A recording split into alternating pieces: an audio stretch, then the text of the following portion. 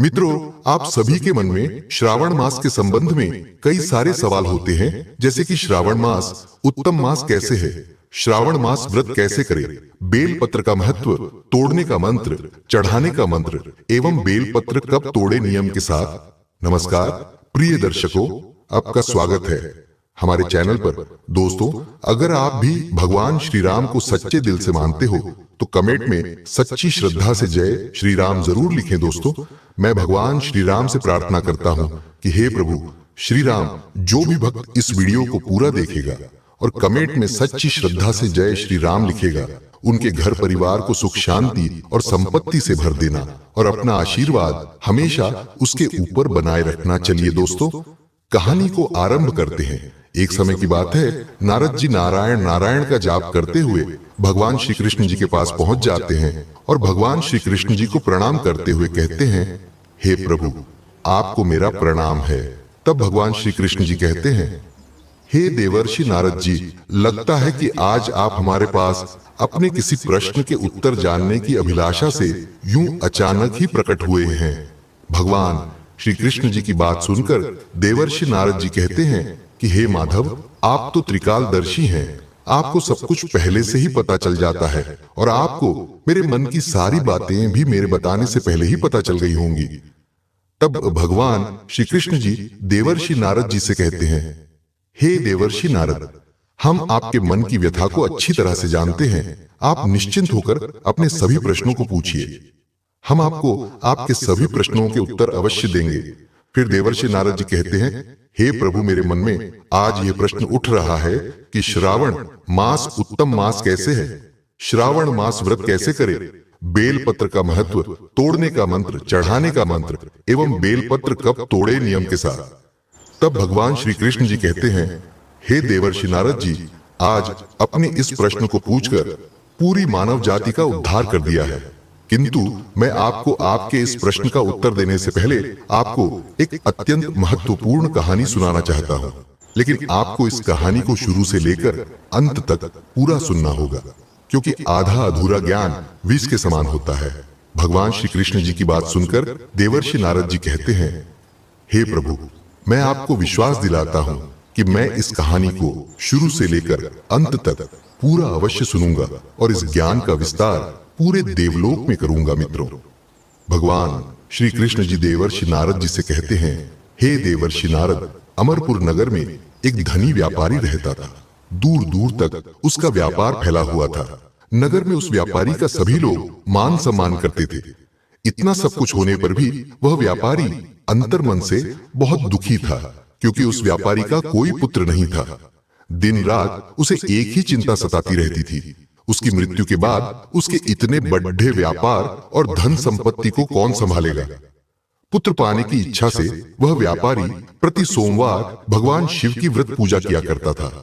सायंकाल को व्यापारी शिव मंदिर में जाकर भगवान शिव के सामने घी का दीपक जलाया करता था। उस व्यापारी की भक्ति देखकर एक दिन पार्वती ने भगवान शिव से कहा, हे प्राणनाथ, यह व्यापारी आपका सच्चा भक्त है। कितने दिनों से यह सोमवार का व्रत और पूजा नियमित कर रहा है। भगवान, आप इस व्यापारी की मनोकामना अवश्य पूर्ण करें। भगवान शिव ने मुस्कुराते हुए कहा, हे पार्वती, इस संसार में सबको उसके कर्म के अनुसार फल की प्राप्ति होती है। प्राणी जैसा कर्म करते हैं उन्हें वैसा ही फल प्राप्त होता है। इसके बावजूद पार्वती जी नहीं मानी। उन्होंने आग्रह करते हुए कहा, नहीं प्राणनाथ, आपको इस व्यापारी की इच्छा पूरी करनी ही पड़ेगी। यह आपका अनन्य भक्त है, प्रति सोमवार आपका विधिवत व्रत रखता है और पूजा अर्चना के बाद आपको भोग लगाकर एक समय भोजन ग्रहण करता है। आपको इसे पुत्र प्राप्ति का वरदान देना ही होगा। पार्वती का इतना आग्रह देखकर भगवान शिव ने कहा, तुम्हारे आग्रह पर मैं इस व्यापारी को पुत्र प्राप्ति का वरदान देता हूं, लेकिन इसका पुत्र 16 वर्ष से अधिक जीवित नहीं रहेगा। उसी रात भगवान शिव ने स्वप्न में उस व्यापारी को दर्शन देकर उसे पुत्र प्राप्ति का वरदान दिया और उसके पुत्र के 16 वर्ष तक जीवित रहने की बात भी बताई।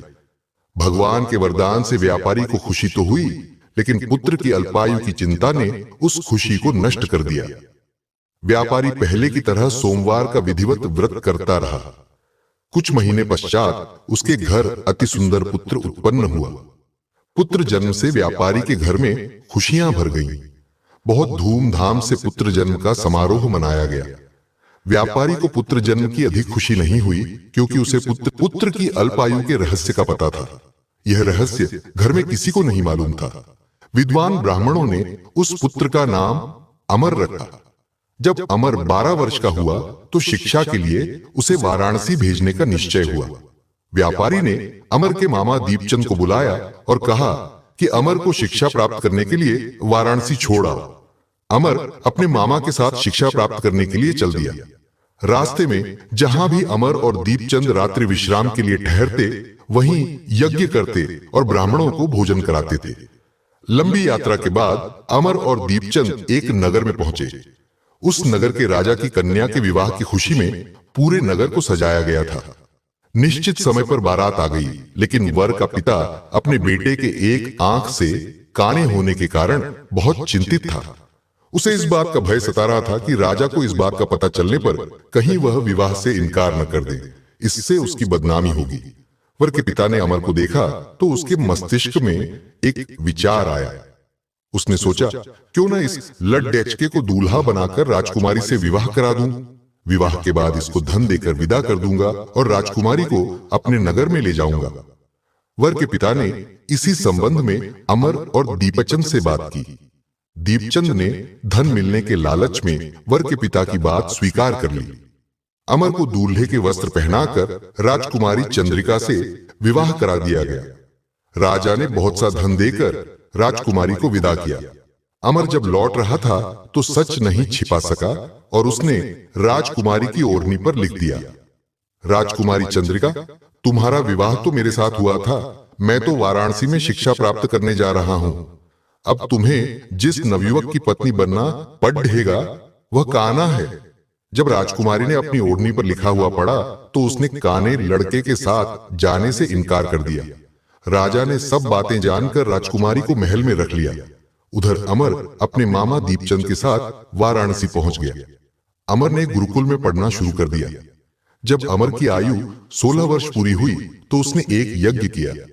यज्ञ की समाप्ति पर ब्राह्मणों को भोजन कराया और खूब अन्न वस्त्र दान किए। रात को अमर अपने शयन कक्ष में सो गया। शिव के वरदान के अनुसार शयन अवस्था में ही अमर के प्राण पखेरु उड्डीडी आच गए। सूर्योदय पर मामा अमर को मृत देखकर रोने पीटने लगा। आसपास के लोग भी एकत्र होकर दुख प्रकट करने लगे। मामा के रोने विलाप करने के स्वर समीप से गुजरते हुए भगवान शिव और माता पार्वती ने भी सुने। पार्वती जी ने भगवान से कहा, प्राणनाथ, मुझसे इसके रोने के स्वर सहन नहीं हो रहे। आप इस व्यक्ति के कष्ट अवश्य दूर करें। भगवान शिव ने पार्वती जी के साथ अदृश्य रूप में समीप जाकर अमर को देखा तो पार्वती जी से बोले, पार्वती, यह तो उसी व्यापारी का पुत्र है। मैंने इसे 16 वर्ष की आयु का वरदान दिया था। इसकी आयु तो पूरी हो गई। पार्वती जी ने फिर भगवान शिव से निवेदन किया, हे प्राणनाथ, आप इस लैडडाडीएचके को जीवित करें, नहीं तो इसके माता पिता पुत्र की मृत्यु के कारण रो रो कर अपने प्राणों का त्याग कर देंगे। इस लड़के का पिता तो आपका परम भक्त है। वर्षों से सोमवार का व्रत करते हुए आपको भोग लगा रहा है। पार्वती के आग्रह करने पर भगवान शिव ने उस लड़के को जीवित होने का वरदान दिया और कुछ ही पल में वह जीवित होकर उठ बैठा। शिक्षा समाप्त करके अमर मामा के साथ अपने नगर की ओर चल दिया। दोनों चलते हुए उसी नगर में पहुंचे जहां अमर का विवाह हुआ था। उस नगर में भी अमर ने यज्ञ का आयोजन किया। समीप से गुजरते हुए नगर के राजा ने यज्ञ का आयोजन देखा। राजा ने अमर को तुरंत पहचान लिया। यज्ञ समाप्त होने पर राजा अमर और उसके मामा को महल में ले गया और कुछ दिन उन्हें महल में रखकर बहुत सा धन वस्त्र देकर राजकुमारी के साथ विदा किया। रास्ते में सुरक्षा के लिए राजा ने बहुत से सैनिकों को भी साथ भेजा। दीपचंद ने नगर में पहुंचते ही एक दूत को घर भेजकर अपने आगमन की सूचना भेजी। अपने बेटे अमर के जीवित वापस लौटने की सूचना से व्यापारी बहुत प्रसन्न हुआ। व्यापारी ने अपनी पत्नी के साथ स्वयं को एक कमरे में बंद कर रखा था। भूखे प्यासे रहकर व्यापारी और उसकी पत्नी बेटे की प्रतीक्षा कर रहे थे। उन्होंने प्रतिज्ञा कर रखी थी कि यदि उन्हें अपने बेटे की मृत्यु का समाचार मिला तो दोनों अपने प्राण त्याग देंगे। व्यापारी अपनी पत्नी और मित्रों के साथ नगर के द्वार पर पहुंचा। अपने बेटे के विवाह का समाचार सुनकर पुत्रवधू राजकुमारी चंद्रिका को देखकर उसकी खुशी का ठिकाना न रहा। उसी रात भगवान शिव ने व्यापारी के स्वप्न में आकर कहा, हे श्रेष्ठी, मैंने तेरे सोमवार के व्रत करने और व्रत कथा सुनने से प्रसन्न होकर तेरे पुत्र को लंबी आयु प्रदान की है। व्यापारी बहुत प्रसन्न हुआ। सोमवार का व्रत करने से व्यापारी के घर में खुशियां लौट आई। हे देवर्षि, अब तक आपको कथा से कुछ सवाल का जवाब मिला होगा। देवर्षि कहते हैं, हां प्रभु। श्री कृष्ण आगे सुनाते हैं, हे देवर्षि, हिंदू शास्त्रों में लिखा है कि जो स्त्री पुरुष सोमवार का विधिवत व्रत करते और व्रत कथा सुनते हैं, उनकी सभी इच्छाएं पूरी होती हैं। महादेव भक्त कृपया इस वीडियो को पूरा देखें, साथ ही वीडियो को लाइक करें, चैनल को सब्सक्राइब करें। भारतवर्ष में अनादिकाल से विभिन्न पर्व मनाए जाते हैं एवं भगवान शिव से संबंधी अनेक व्रत त्योहार मनाए जाते रहे हैं।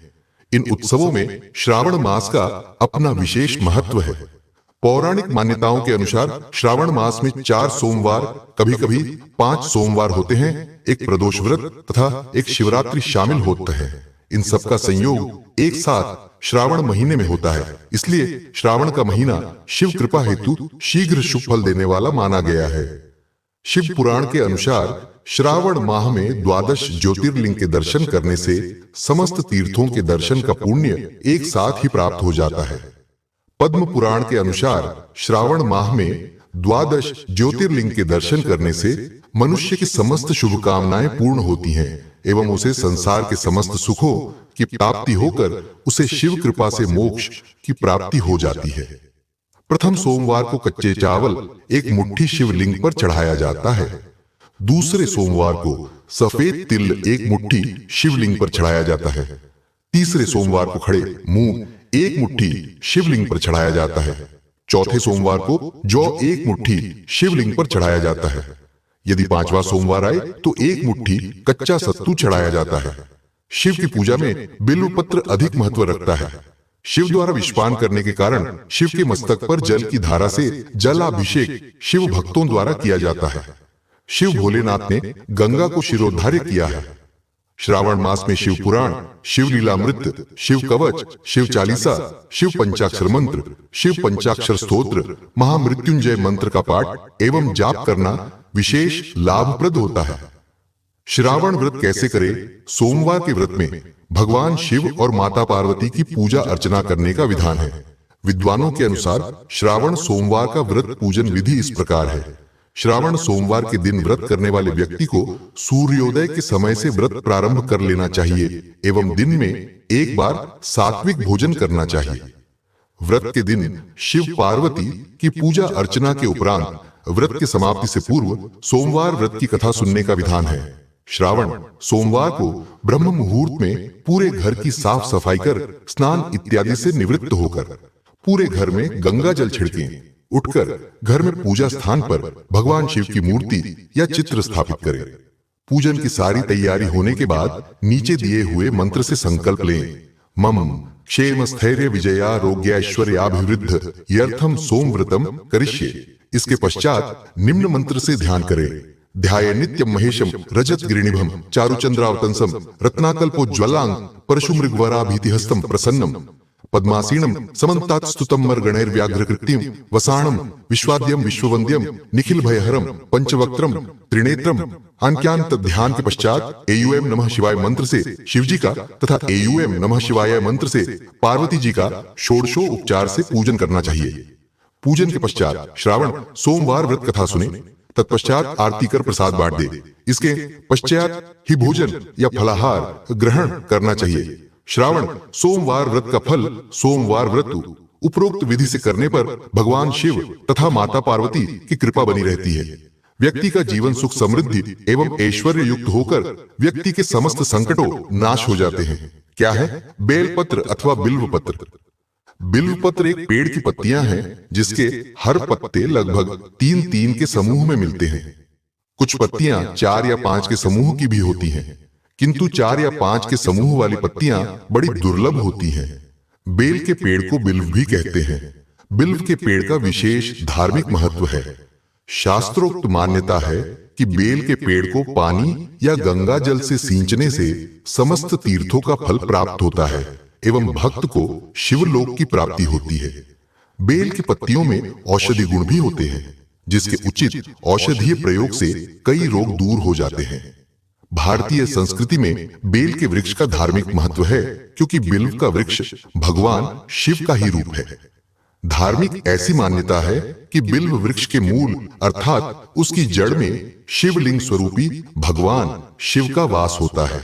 इसी कारण से बिल्व के मूल में भगवान शिव का पूजन किया जाता है।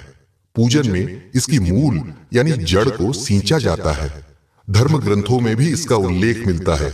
बिल्व मूले महादेवम लिंग रूपिणम व्ययम यह पूजति पुण्यात्मा स शिवम प्राप्नुयाद बिल्व मूले जलैर्यस्तु मूर्धानम भिषिंचति सर्व तीर्थ स्नातः स्यात्स एव भुवि पावनः कोय कोन शिव पुराण। भावार्थ, बिल्व के मूल में लिंग रूपी अविनाशी महादेव का पूजन जो पुण्यात्मा व्यक्ति करता है उसका कल्याण होता है।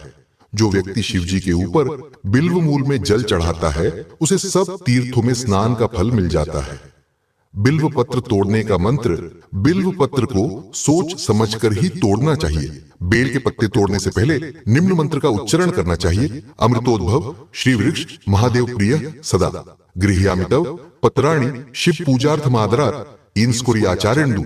भावार्थ, अमृत से उत्पन्न सौंदर्य व ऐश्वर्य पूर्ण वृक्ष महादेव को हमेशा प्रिय है। भगवान शिव की पूजा के लिए हे वृक्ष में तुम्हारे पत्र तोड़ता हूं। कब न तोड़े? बिल्व की पत्तियां। विशेष दिन या विशेष पर्वों के अवसर पर बिल्व के पेड़ से पत्तियां तोड़ना निषेध है। शास्त्रों के अनुसार बेल की पत्तियां इन दिनों में नहीं तोड़ना चाहिए। बेल की पत्तियां सोमवार के दिन नहीं तोड़ना चाहिए। बेल की पत्तियां चतुर्थी, अष्टमी, नवमी, चतुर्दशी और अमावस्या की तिथियों को नहीं तोड़ना चाहिए। बेल की पत्तियां संक्रांति के दिन नहीं तोड़ना चाहिए। अमारिक्तासु संक्रांत्यामष्टम्याम इंदु आश्रे बिल्व पत्रम न च छिन्याच्छिन्द्याच्चेन नरकम व्रजेत चीका। लिंग पुराण। भावार्थ, अमावस्या संक्रांति के समय, चतुर्थी, अष्टमी, नवमी और चतुर्दशी तिथियों तथा सोमवार के दिन बिल्व पत्र तोड़ना वर्जित है। चढ़ाया गया पत्र भी पुनः चढ़ा सकते हैं। शास्त्रों में विशेष दिनों पर बिल्व पत्र तोड़कर चढ़ाने से मना किया गया है। तो यह भी कहा गया है कि इन दिनों में चढ़ाया गया बिल्व पत्र धोकर पुनः चढ़ा सकते हैं। अर्पितान्यपि बिल्वानि प्रक्षाल्यापि पुनः पुनः शंकरायार्पणीयानि न नवाणि यदि चित डाकुर स्कंद पुराण। भावार्थ, अगर भगवान शिव को अर्पित करने के लिए नूतन बिल्व पत्र न हो तो चढ़ाए गए पत्तों को बार बार धोकर चढ़ा सकते हैं। बेल पत्र चढ़ाने का मंत्र, भगवान शंकर को बिल्व पत्र अर्पित करने से मनुष्य की सर्व कार्य व मनोकामना सिद्ध होती है। श्रावण में बिल्व पत्र अर्पित करने का विशेष महत्व शास्त्रों में बताया गया है। बिल्व पत्र अर्पित करते समय इस मंत्र का उच्चारण करना चाहिए। त्रिगुणाकारम त्रिनेत्रम च त्रिधायुतम त्रिजन्म पाप संहार बिल्व पत्र शिवार्पणम त्रिदलम। भावार्थ, 3 गुण, 3 नेत्र, त्रिशूल धारण करने वाले और 3 जन्मों के पाप को संहार करने वाले हे शिवजी, आपको त्रिदल बिल्व पत्र अर्पित करता हूं। भगवान शिव को बिल्व पत्र चढ़ाने से लक्ष्मी की प्राप्ति होती है। शिववास विचार। तिथि च द्विगुणी कृत्य पंचाभिश्च समन्वितम सप्तभिस्तु हरिदिगम शेषम शिववास उच्यते सखे कैलाश वासं च द्वितीयम गौरिण्यो तृतीये वृषभारूढ़ चतुर्थे च समास्थित पंचमे भोजने चैव क्रीडायांतुरसात्मके शून्ये श्मशान के चैव शिववासं च योजयेत्। प्रत्येक मास की कृष्ण पक्ष की प्रतिपदा, अष्टमी, अमावस्या तथा शुक्ल पक्ष की द्वितीया व नवमी के दिन भगवान शिव माता पार्वती के साथ होते हैं। इस तिथि में रुद्राभिषेक करने से सुख समृद्धि अवश्य प्राप्त होती है। कृष्ण पक्ष की चतुर्थी, एकादशी तथा शुक्ल पक्ष की पंचमी व द्वादशी तिथियों में भगवान शिव कैल पर्वत पर निवास करते हैं। इस तिथि में रुद्राभिषेक करने से परिवारी सुख में वृद्धि होती है। कृष्ण पक्ष की पंचमी, द्वादशी तथा शुक्ल पक्ष की षष्ठी व त्रयोदशी तिथियों में भगवान शिव नंदी सवार होकर संपूर्ण विश्व में भ्रमण करते हैं। इस तिथि में रुद्राभिषेक करने से अभीष्ट कार्य सिद्ध होता है। कृष्ण पक्ष की सप्तमी, चतुर्दशी तथा शुक्ल पक्ष की प्रतिपदा, अष्टमी, पूर्णिमा में भगवान श्मशान में ध्यानरत रहते हैं। इस तिथि में रुद्राभिषेक करने से कार्य में सिद्ध नहीं होता व यजमान पर महाविप आने की संभावना अधिक हो जाती है।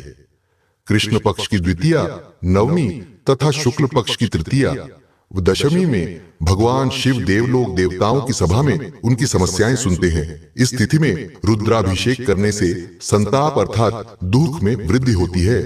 कृष्ण पक्ष की तृतीया, दशमी तथा शुक्ल पक्ष की चतुर्थी व एकादशी में भगवान शिव क्रीड़ारत रहते इन तिथियों में सकाम रुद्रार्चन संतान को कष्ट दे सकता है।